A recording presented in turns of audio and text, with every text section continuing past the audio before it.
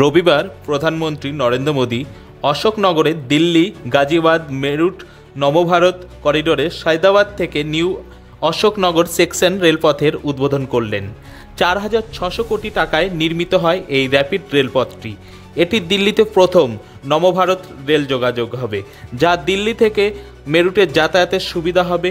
এই উচ্চ গতিসম্পন্ন আরামদায়ক যাত্রায় কয়েক লক্ষ লোক উপকৃত হবে, যার ফলে যাতায়াতের সময় কম লাগবে। নরেন্দ্র মোদী সায়দাবাদ স্টেশন থেকে নিউ অশোকনগর পর্যন্ত ট্রেনে ভ্রমণ করেন। এই সময় মোদী ট্রেনের মধ্যে বাচ্চাদের সাথে কথা বলেন এবং বাচ্চাদের উৎসাহিত করেন। আজকে বিকেল 5টা থেকে যাত্রীদের জন্য খুলে দেওয়া হবে এই র্যাপিড ট্রেন। প্রতি 15 মিনিট অন্তর ট্রেন যাতায়াত করবে। Bureau report, Delhi. এ বিষয়ে আরও জানতে কলকাতা সমাচার চ্যানেলটি লাইক করুন, সাবস্ক্রাইব করুন ও বেল আইকনটি প্রেস করুন। ধন্যবাদ।